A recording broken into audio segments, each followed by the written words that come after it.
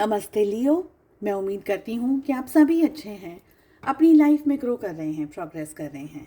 Sending you lots of prayers and best wishes from my side.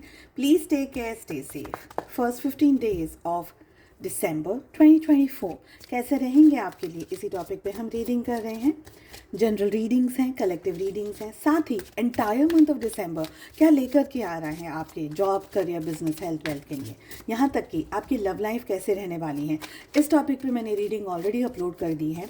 आपकी सुविधा के लिए मैं इसी वीडियो की एंड स्क्रीन में उसे अटैच कर रही हूँ।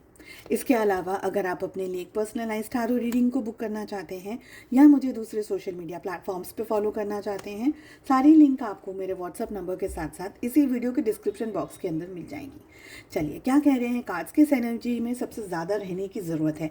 पहले 15 दिन सोचना बहुत ज़्यादा है, करना कम है पर सोचना ज़्यादा है, यानी एक डिसीजन लेने की आपको सिचुएशन में रहना है। हाईली कंफ्यूज्ड एनर्जीज के अंदर आप हो सकते हैं और इसी के रीज़न से मैं कह रही हूँ कि आपको बहुत स्लोली एंड स्टेडीली आगे बढ़ना है। जल्दबाजी नहीं करनी है। ओवर थिंकिंग से बचने की कोशिश कीजिएगा। ओवर थिंकिंग स्पेशली जो नेगेटिव साइड टर्न हो रही है, ठीक है। आई फील कि ये जो 15 डेज आपकी लाइफ में आ रहे हैं, ये बहुत ड्रास्टिक, कुछ ऐसा बहुत सब कुछ हो रहा है लाइफ में, बहुत कुछ चीज़ें चल रही हैं, बहुत सारा कुछ हो रहा है, ऐसा नहीं है। स्लो एनर्जी में रहेगा बट स्टेडी एनर्जी में रहेगा और आप पे डिपेंड करता है कि आप इस एनर्जी में कितना अपने आप को इन्वॉल्व करके रख सकते हैं। देखिए, अगर बहुत फास्ट भागेंगे तो गिरने के चांसेस बढ़ जाते हैं, पर अगर हम एक स्लो पेस में या एक ठीक ठाक वाली एनर्जी या स्पीड में चलते हैं या दौड़ते हैं तो हम अपने आसपास पूरी तरीके से ध्यान रख पाते हैं कि हमारे साथ में क्या चल रहा है, हमारे आसपास कौन है, हमारे लिए क्या सही है, हमारे लिए क्या बुरा है। तो ये बहुत ही अच्छी एनर्जी और बहुत ही पॉजिटिव बात है यहाँ पर कि जल्दबाजी नहीं करनी है, सोच समझ करके शांति से डिसीजंस लेने हैं। इस समय आप मन से बहुत ज़्यादा सोच रहे हैं, बहुत सारी चीज़ें कर रहे हैं, बहुत कुछ प्लान कर रहे हैं, बहुत किसी नतीजे पर पहुंचना चाहते हैं। तो कहीं ना कहीं आप प्लानिंग करते हुए, सोचते हुए मुझे ज़्यादा दिखाई दे रहे हैं, अटेम्प्ट करते हुए मुझे कम दिखाई दे रहे हैं। किस एनर्जी को अवॉइड करना है? अवॉइड करना है जहाँ पर आप बहुत ज़्यादा लेज़ी हैं या आपको ऐसा लगता है कि नहीं, मैं बहुत कॉन्फिडेंट हूँ, मैं तो ये कर सकता हूँ, मैं वो कर सकती हूँ। ओवर कॉन्फिडेंस की एनर्जी से आपको बचने की ज़रूरत है।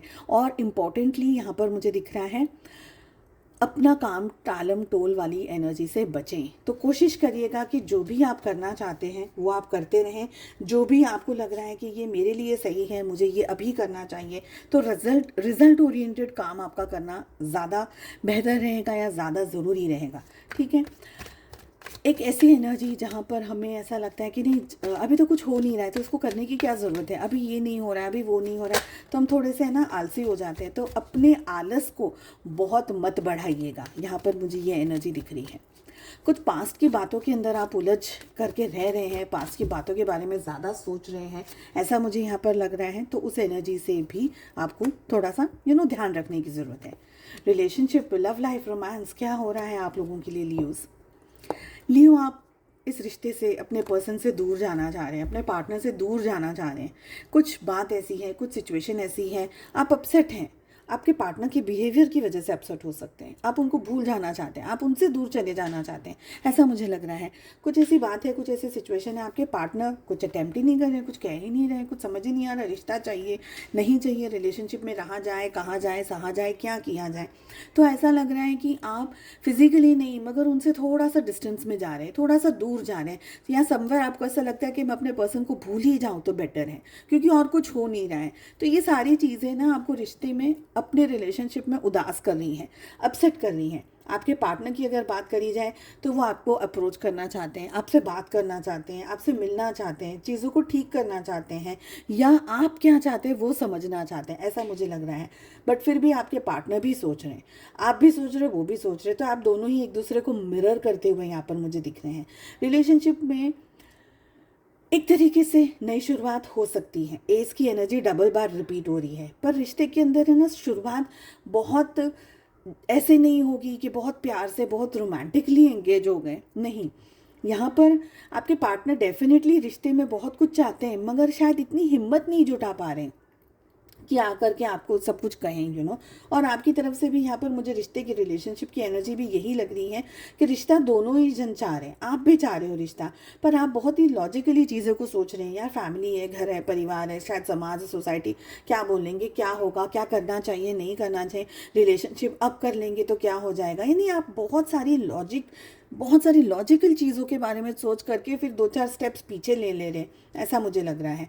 और रिलेशनशिप में है ना, हाय हेलो हो सकती है, बात हो सकती है, पर कैसे ऊपर दर्जे अंदर की जो इमोशंस है, अंदर की जो बातें हैं वो बाहर नहीं आ रही हैं, उसको लाया नहीं जा रहा है, बाहर आ सकती है बट लाया नहीं जा रहा है। और ये सारी चीज़ें हैं ना, आपको बहुत ट्रॉमा दे रही हैं, आपको बहुत परेशान कर रही है, और आप अपनी लाइफ में, खुद की पर्सनल लाइफ में, चाहे वो फाइनेंसेस हो, चाहे वो दूसरे और जोन्स हो आपकी लाइफ में, उस पर कॉन्सेंट्रेट नहीं कर पाए, ऐसा मुझे लग रहा है। चलिए, उम्मीद करती हूँ आपको रीडिंग पसंद आई। Wish you all the best. हम मिलते हैं अगली रीडिंग में। Take care, bye bye.